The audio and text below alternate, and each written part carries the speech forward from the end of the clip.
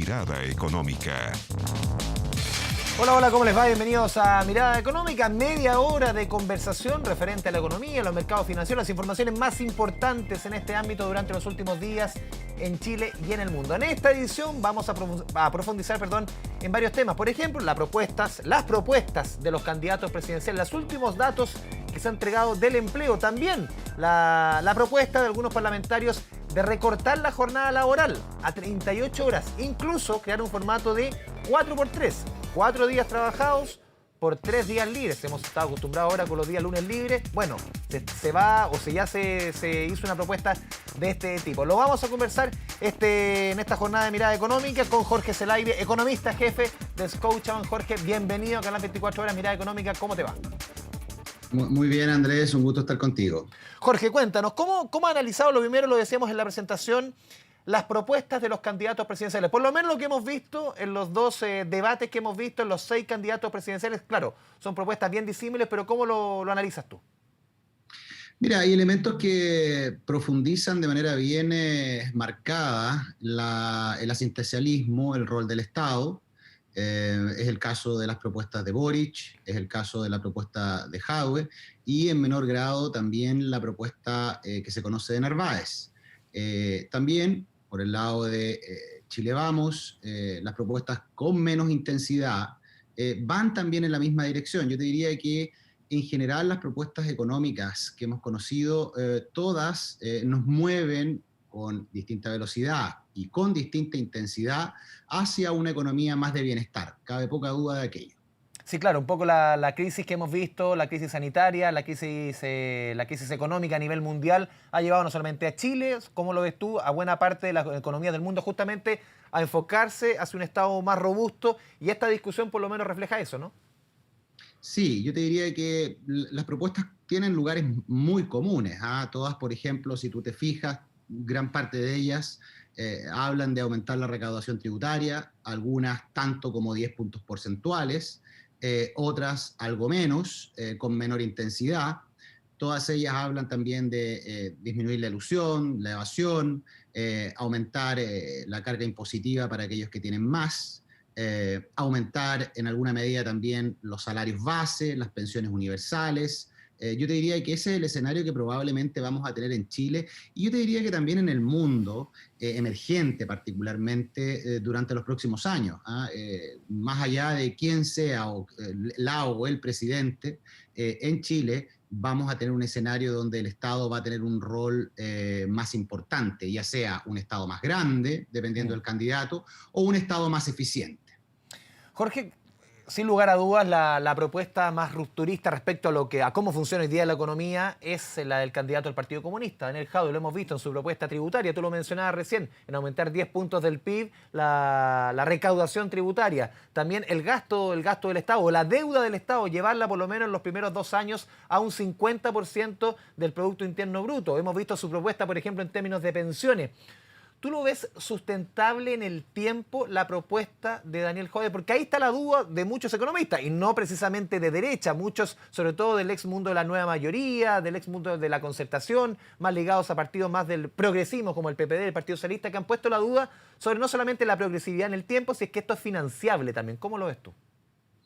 A ver, primero vamos punto a punto. Yo te diría que durante los próximos 3 a 4 años, con la propuesta de Jadwe o sin la propuesta de Jadwe, es decir, lo que básicamente te quiero manifestar, Andrés, es que el escenario que viene en los próximos años, dada la carga de beneficios que tenemos, algunos de ellos probablemente se van a hacer permanentes, llegamos con mucha facilidad a 50% de deuda sobre PIB.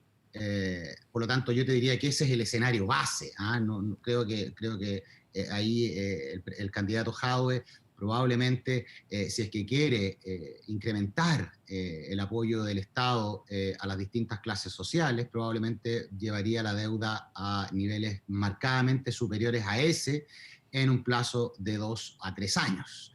Respecto a la carga tributaria, recaudar más de 5 puntos del PIB es un desafío. Yo diría que recaudar 1 punto del PIB es un desafío, pero recaudar más de 5 puntos del PIB es un gran desafío, especialmente si no quieres aumentar los impuestos a la clase media. ¿Ah? Eso es un elemento que muchas veces se nos olvida. La clase media y la clase más baja socioeconómica en Chile pagan impuestos, cabe poca duda, pero cuando uno hace la comparación internacional respecto a la carga tributaria que tiene la clase media y la clase más baja, el salario promedio en Chile, Chile destaca como el país que tiene una carga tributaria más baja en el mundo a esos segmentos socioeconómicos. Entonces, cuando nosotros queremos aumentar la carga tributaria, caso de Dinamarca, por ejemplo, que ha salido mucho en la palestra, tenemos que no solo pedirle a los que tienen más, sino que también pedirle, lamentablemente, también a los que tienen menos, especialmente cuando pones objetivos de recaudación tan ambiciosos. Jorge, ¿te faltó algo? Si revisamos, por lo menos, insisto en el punto de los dos debates, los 6 candidatos que hemos conocido, las propuestas ya formales en estos debates, porque falta obviamente los candidatos de unidad constituyente, falta todavía elucubrar cómo se va a conformar, pero eso es otra discusión. ¿Te faltó algo que no viste? Incluso los candidatos, uno podría decir, de quienes están más afines al actual sistema, que es la centroderecha. ¿Te faltó algo dentro de las propuestas? Yo te diría que todas comparten también el tema medioambiental y eso es transversal, por lo tanto es muy probable que tengamos restricciones o aspectos impositivos en algunas cadenas productivas que se consideren contaminantes, incluso eventualmente en algunos alimentos, de manera de hacernos no solo más verdes productivamente, sino que también por el lado del consumo más verdes. Yo diría que eso es bien transversal. Lo que a mí creo que me gustaría ver un poco más es el desglose un poquito más exhaustivo de cómo se llega a los 5 puntos del PIB en una propuesta o cómo se llega a los 8 a 10 puntos del PIB en términos de composición, de quiénes exactamente pagarían, trabajar bien técnicamente esos elementos y creo que es una muy buena oportunidad el hecho de que los candidatos estén presentando tempranamente sus programas. Yo te digo que ese es un enorme beneficio para la información. Yo, por ejemplo, el caso de Perú, que es un caso emblemático, el plan bicentenario de Pedro Castillo se conoció 2 semanas y media, 3 semanas antes de la segunda vuelta. Por lo tanto, hoy día conocemos los programas de Narváez, de Jadwe, de Lavín, de candidatos que están hoy día a puertas de una primaria, y los conocemos tempranamente. Y eso es muy bueno porque la gente va evaluando en qué medida se siente afín con cada uno de los programas. Yo te diría que eso es extremadamente importante y lo que tú estás haciendo hoy día, Andrés, va en esa misma dirección. Jorge, a ver, cambiemos completamente de tema. Quiero llevarte un poco a las cifras del momento, salir un poco de la discusión presidencial. Hemos conocido, por ejemplo, cifras de empleo que llaman mucho la atención. Más allá del índice de empleo, números que entregó la Bolsa Nacional de Empleo y un indicador que, ¿cómo lo lees tú? A ver, durante el mes de mayo, las vacantes que se ofrecen en nuestro país, vacantes de empleo, crecieron un 44%. Una noticia positiva. Pero si vemos las postulaciones a esos mismos trabajos, han caído un 35%. Como algunos lo han relacionado, a ver, con las cuarentenas, otros incluso con las ayudas económicas, que muchos están postergando la búsqueda de trabajo. ¿Cómo lo ves tú? Mira, los datos son bien duros y bien explícitos, Andrés. Por un lado, hemos recuperado casi la totalidad del empleo asalariado formal, ese que tanto gusta. Cuando uno va a ver los datos administrativos, ve que el nivel de cotizantes, hombres, alcanzó, está de manera muy menor por debajo de los niveles prepandemia. Por lo tanto, hemos recuperado ese empleo que paga todas sus leyes, que paga cotizaciones, que paga salud. ¿Por qué? Porque justamente el empleo que hoy día es parte de la cotización del sistema de pensiones. En las mujeres la diferencia, la distancia es algo mayor, pero a todas luces el empleo asalariado está recuperado en gran medida. ¿Qué es lo que nos falta por recuperar? El empleo informal. ¿Y qué es lo que está pasando? Lo que tú estás reportando ha sido reportado en forma reiterada por el empresariado, pero en lo más reciente también por el informe de percepción de negocios del Banco Central, que da cuenta justamente de que estamos teniendo una oferta laboral, la gente está más resistente a participar del mercado laboral y efectivamente una de las hipótesis que se levanta es la intensidad de las ayudas, Andrés. Nosotros en Chile cuando ajustamos la ayuda fiscal y arriba de eso colocamos el desahorro que realizaron las personas, nosotros somos top 2, quizás top 1, como nos gusta hacer, los chilenos, top one en términos de inyección, de apoyo, de transferencias, de liquidez a las familias chilenas, y por lo tanto obviamente que se genera un menor apetito para participar en el mercado laboral, especialmente, y esa es la otra hipótesis, en un contexto sanitario complejo. Sí, porque aquí, sí, Jorge, un punto, porque aquí hay que sacar un poco la discusión lo que alguna vez dijo un líder, varios líderes gremiales, pero uno que apuntó directamente, que era el presidente de la SNA, Ricardo Aristía, que decía, a ver, aquí hay un tema de idiosincrasia, casi dejando entrever un tema de flojera. Aquí no es un tema, hay un tema también sanitario, hay un tema económico que quizás en alguna medida está cubierto con estas ayudas y se posterga esa búsqueda, ¿no?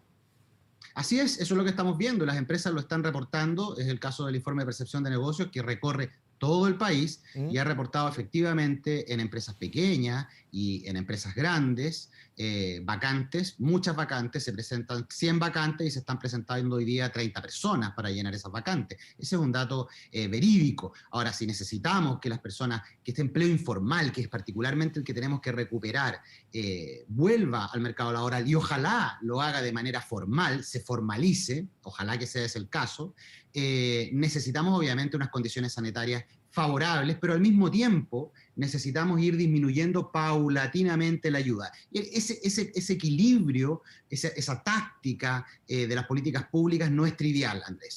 Ir retirando la ayuda en la medida que el mercado laboral, especialmente de aquellos del mercado informal, comienza a retomar y las medidas sanitarias lo permiten, el empleo. Ese equilibrio no es para nada trivial y es un enorme desafío que va a venir ahora, que está ahora, este segundo semestre, porque muy probablemente, más allá de la nueva variante, estamos en una fase, ya lo acabamos de ver, en una fase donde la economía comienza nuevamente a retomar movilidad. Esperemos que esta vez sea de carácter más permanente.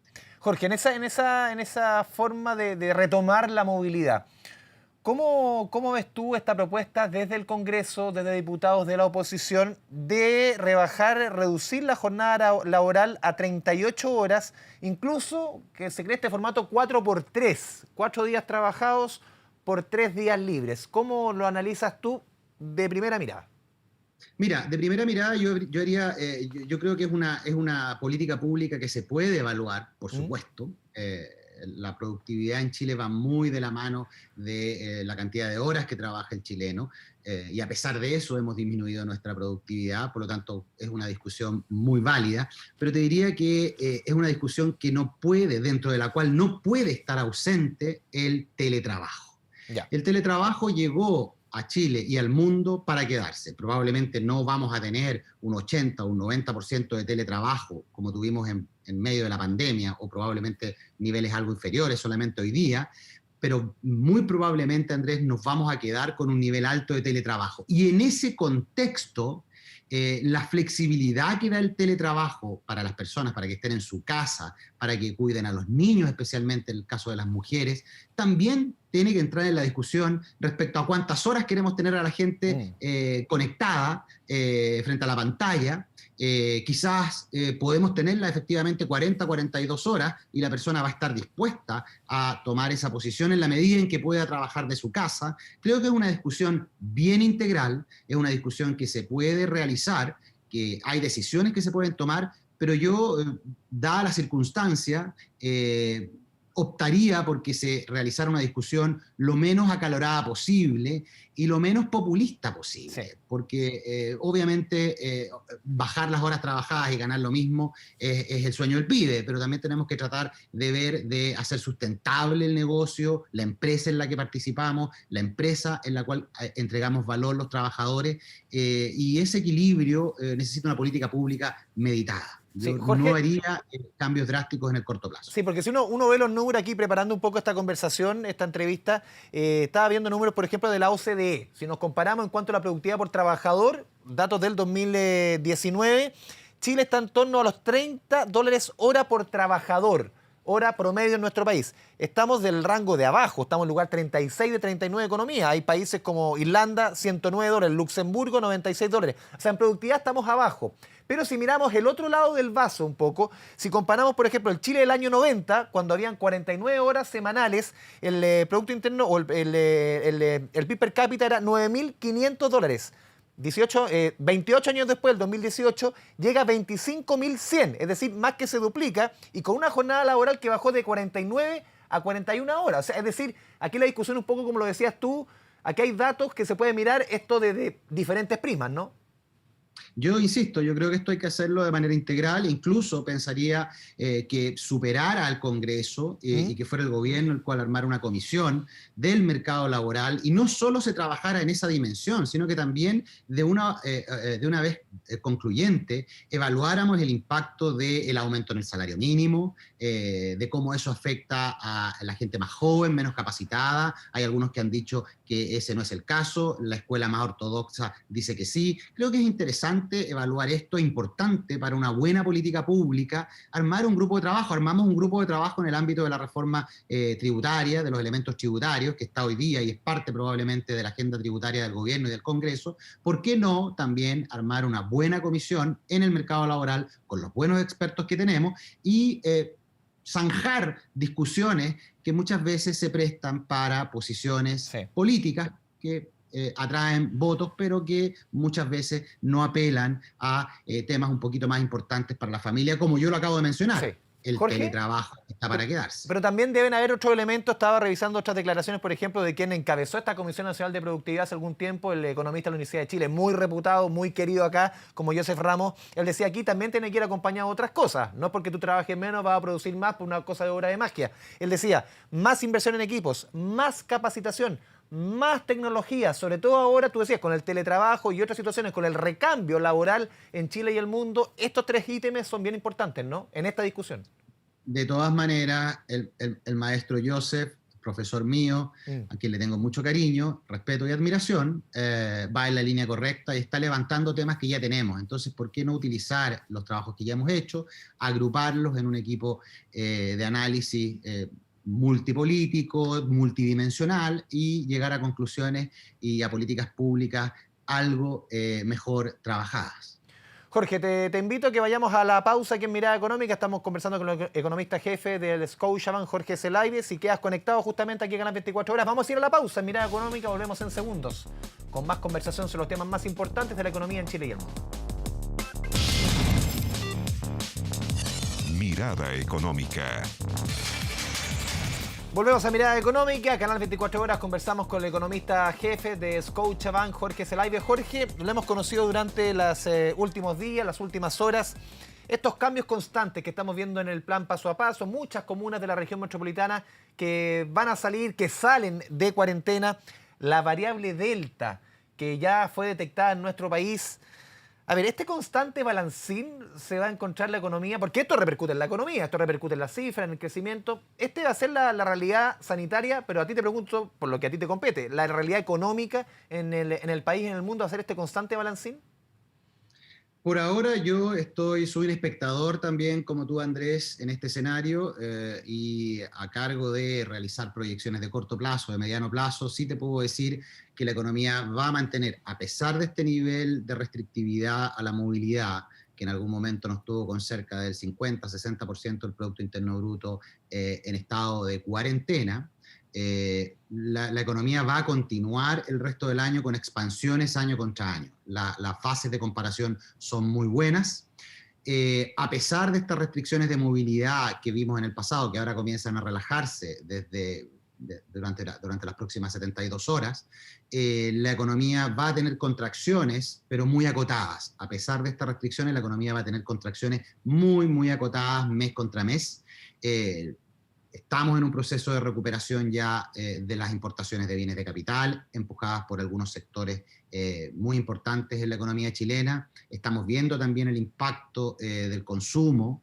Por lo tanto, la economía chilena va destinada, te diría yo, de no mediar un evento de característica mucho más intensa al que hemos visto durante los últimos 3 a 4 meses, va encaminada a crecer cerca de 8% este año. Menos de lo que señaló el Banco Central en su último informe de política monetaria. ¿El Banco Central? Yo diría que más que optimista, han pasado cosas desde que elaboró su informe. Hemos tenido, a las pocas horas de sacar su informe, entramos en una cuarentena importante, con 50% del Producto Interno Bruto con cuarentena, por lo tanto eso el Banco Central no lo podía considerar. Yo te diría que por el lado del Producto Interno Bruto, no creo que el Banco Central esté errando, y lo más probable es que lo modifique su proyección ahora en septiembre, en términos de actividad, algo a la baja. Sí, porque también lo decía Mario Marcel, y lo han dicho varios economistas, lo dijo incluso en su minuto el ministro de Hacienda Rodrigo Cerda, que nuestra economía, y la economía también del mundo, pero nuestra economía en particular, se acostumbró ya a esta nueva normalidad, a funcionar con la economía, con muchos trabajadores en teletrabajo, la economía medianamente en cuarentena, ya como que entramos en esta nueva normalidad, ¿no? Así es, y eso es un poco lo que yo, cuando hablábamos del tema del mercado laboral, mencionaba con intensidad. Cuando hablamos de menos horas laborales, cuando uno tiene teletrabajo, la distancia entre tu trabajo y tu casa disminuye, ya no gasta los 45 a 50 minutos promedio que gasta el chileno en llegar a su lugar de trabajo, en llegar y luego volver, por lo tanto, y eso es parte de su jornada laboral, o lo ocupaba antes. Bueno, todo ese tipo de equilibrios son importantes de realizar. Pero sí, la economía se ha adaptado, especialmente las actividades de servicios que estaban más avanzadas en el proceso de digitalización, como es el caso, por ejemplo, de la banca, la industria financiera en general, ha mantenido niveles de productividad relativamente altos, a pesar de estar con restricciones a la movilidad. Por lo tanto, Andrés, yo te diría que la economía hay que estar confiados, estamos en un patrón de recuperación, nos quedan empleos por recuperar. Hay una preocupación, sí, que es la inflación. Yo suscribo esa preocupación, pero no con la intensidad como la señala el Banco Central, y he sido bien reiterativo respecto a ese tema. ¿Tú crees, por ejemplo, factores como los combustibles, como el petróleo, que también afecta a toda la cadena, y lo ha señalado alguna vez el Banco Central, que es uno de los precursores de esta alta inflación, debiese ceder quizás en los próximos meses, en el segundo semestre, porque por lo menos auguran alzas hasta por lo menos julio? ¿Cómo lo ves tú? Hay varios factores que deberían mitigar la inflación el segundo semestre. Yo soy de aquellos que consideran que los costos de distribución, el impacto de las cadenas de distribución dislocadas, ya están incorporadas en los precios. De no mediar una dislocación adicional, de no mediar que tengamos problemas mayores a los que estamos ya experimentando, los precios ya se ajustaron, ya están más altos. El caso de la gasolina, por supuesto, está muy determinado por lo que pasa con el tipo de cambio, la gasolina a nivel internacional, y vamos a tener alzas de gasolina durante las próximas 4 a 5 semanas, cabe poca duda. El MEPCO tiene que traspasar eso. Pero además, y un tema también político, porque la economía y la política conversan muchísimo, especialmente en Chile en lo reciente, me cabe poca duda que el gobierno va a actuar de manera preventiva en caso de que la gasolina o incluso la inflación comience a levantarse más allá de lo aconsejable, e incluso a niveles como los que menciona el Banco Central. Por lo tanto, hay razones técnicas y razones políticas para esperar que la inflación se calme y se ubique en torno a promedios históricos mensuales, no negativa, pero en torno a promedios históricos mensuales durante el resto del año. Sí, solamente se nos va el tiempo, Jorge. Tú decías que podría el gobierno entrar a actuar en términos del valor, por ejemplo, de los combustibles. ¿Qué herramientas ves tú que puede tener la moneda? Porque desde el Parlamento han postulado, por ejemplo, en el caso de las bencinas, una rebaja al impuesto específico a los combustibles, parcial por un tiempo, incluso de un 50%. Hay economistas que han señalado que eso, pero sin lugar a duda, beneficia a los más ricos, lo más regresivo que hay. ¿Cómo ves tú qué tipo de medidas se pueden adoptar para atenuar el precio de los combustibles? Yo diría que esa medida cuesta cerca de 1.300 millones de dólares. Hay medidas mucho más simples que se han aplicado en el pasado si es que se quiere trabajar con los gasolinas, y es el caso de subsidiar directamente a ENAP para evitar el traspaso de los precios de las gasolinas durante un tiempo, y esa medida cuesta 10 millones de dólares semanales. Estamos hablando de diferencias astronómicas si se trata de particularmente el precio de las bencinas. Yo preferiría ese tipo de medidas, que son de carácter más discrecional y claramente transitorias, que optar por rebajas impositivas que lamentablemente pueden transformarse en rebajas no transitorias, sino más bien permanentes, y en un contexto donde yo veo que todos los candidatos y candidatas están buscando más recaudación tributaria. Entonces se pone un poco en jaque esta visión de, bueno, bajemos los impuestos, hagámoslo de forma transitoria, sabiendo que ese no va a ser el caso, el ingreso tributario de la nación. Sí, Jorge Zelaide, economista jefe de los Scotiabank, te agradecemos esta conversación, casi media hora que se pasó volando con Canal 24 Horas Mirada Económica. Muchas gracias, Jorge. Un agrado. Chao, chao. Y a todos ustedes, muchas gracias por la sintonía. Aquí en Mirada Económica, @Mirada Económica, nuestro Twitter, preguntas, sugerencias, lo que usted quiera. Ahí está nuestras redes sociales. Muchas gracias por su sintonía y sigan la compañía de Canal 24 Horas.